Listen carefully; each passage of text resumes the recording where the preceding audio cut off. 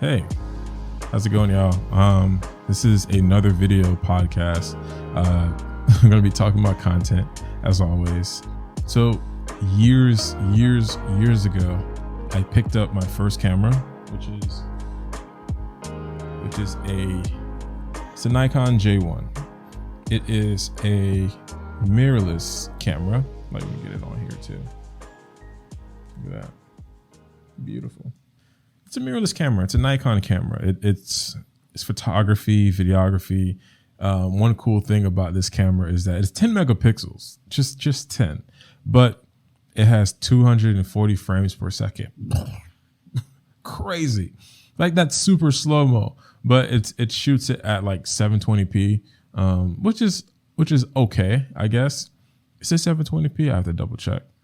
Who cares? You're not gonna fact check me. Nobody's gonna fact check me about a camera that came out like back in a long time ago. I think this came out like a couple years ago. But anyways, it shoots super slow-mo. The video quality, it's great. It was great at the time when I didn't really understand filmmaking, because this was so accessible. Like I bought it. It's a $300 camera. I bought it at a thrift store for 20 bucks. If you know me, you know this story. But if you don't, I went to a thrift store called Dirt Cheap, and the camera was in a bin without the lens. So it was like that. So it was just the body alone by itself. And the cashier person was like, yeah, it's like 20 bucks. I'm like, oh, okay.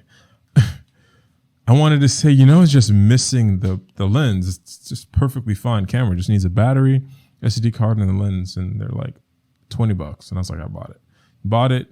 Long story short, I fell in love with photography. And this is the point I want to make in today's podcast, monologue, speech, whatever you want to call this, is that there's always a story. There's always going to be a step one. Like nobody really starts at the top. Nobody starts out with a Sony A1. Like God forbid you start photography with like one of the best cameras in the world right now, a Sony A1 for photography. Like if you wanted to do 8K video, like that's crazy. You don't know how to use it. You don't have the computing power. You don't know how to edit, because these things take time and knowledge. What I want to get at is with content creating in general, or with anything, there's always a step one. And my step one was this Nikon J1. And this camera enabled me to use like bokeh for the first time, like real life bokeh. And I started to understand aperture and shutter speed. And I used this thing like it was nothing. And going back to somebody who will buy an A1, you would not know what it takes or the struggles that a photographer or content creator will go through with their cameras. Because when I first got this camera, I loved it. Like I was able to take photos, pictures, but then I started to realize I'm hitting a ceiling because I'm learning. I'm doing research. I got hired for a gig. It was like an event, and it's like me, my big hands, and this tiny little camera. Like, come on, like really, like I didn't think about it at the time, but my amazing wife was like, I don't think anybody takes that serious. And I was like, what are you talking about? It's a camera. It shoots RAW. It shoots JPEG. You're a moron if you don't understand that. And she's just like, yeah, but it's the optics. It's like, you're just a big dude with a tiny little camera that dies every 20 minutes because the battery life sucks. Because this thing, the monitor is what you use, because it doesn't have a viewfinder. So the monitor's the viewfinder, the monitor's everything, like for you to take the photos, for you to look at the photos. So the battery life on this thing sucks.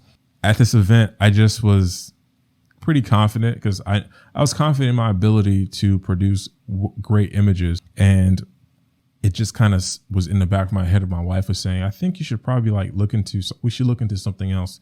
especially if you want to take this photography thing to the next level, because I was hitting a ceiling as far as photos and video. Then I upgraded to I can't find it, the Nikon D3200. And all I want to say is every camera was a step. It wasn't like instant. It was very gradual. It was like, I do this, I do that, I do that. Hit a ceiling. Yeah, but I can manage. I can find other avenues, because this thing has a few quirks. Like, it has HDMI out, HDMI mini, but it doesn't have a clean HDMI. So I would crop in to get rid of the info screen. If you don't know what I'm saying, it's okay. We'll get into that later. But it just had a lot of other little issues.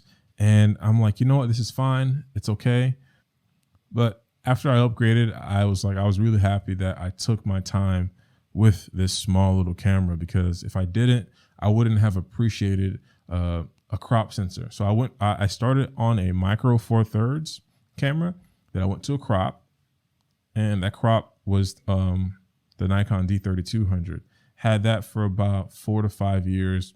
Then I finally upgraded to a Nikon D750, which is a full frame camera, which is like my all-time favorite. I love that camera. Like, you have no idea. The photos that I've taken, the people that I've met using this camera is just amazing. I wouldn't trade that for the world. And even with that camera, I hit a ceiling. Even though photography-wise, it's perfect, but I was hitting a ceiling in videography, in the video space, where I can't do something like this. I can't, make sure that I'm in focus. There's no way that this camera, if it was the D750, would have been in focus. There's no way that I would rely on it and speak so freely, not even worrying about, is the camera in focus, or did it get out of focus, or is the camera about to do something crazy? So I upgraded to the Sony A7C. But before that, I had a Sony A7S II for video, and I still do. But the A7C, I just feel like gives me more of what I need as a content creator. Like, I want to see myself when I'm filming myself, or I want my clients to see themselves when I'm filming them. And it's great, and it's all gradual. Like, I do photography, I do podcasts, doing vlogs, hit that ceiling where it's like, I need to do this thing, but I'm being held back due to hardware constraints, or just software constraints. Like, the software won't allow you to do a certain thing. But if I swap cameras and get a better camera to do the specific thing and everything else, then it's great. And I also have appreciation for it, because I've been able to find loopholes and other things that can get away, that I can do. Like, I want to get into that in another video, probably recorded after this one. And it'll be like this next video or next podcast would be all the little quirks and little hacks that I've learned over the years using a crop sensor, micro four thirds camera to like create content. A lot of the cameras that were out back in the day had a 20-minute limit. And I'm going to show y'all what I did to bypass that. So I guess I'll see y'all in the next episode. Oh my gosh, did I leave y'all with a cliffhanger? That's what's up. I left y'all with a cliffhanger, hanging on a cliff. And that's why he's called Cliffhanger. Thank you for watching whatever this is. Thank you for listening to whatever this is. I have no idea. I still don't have any idea what this is, but I'm enjoying it. I love talking. All right.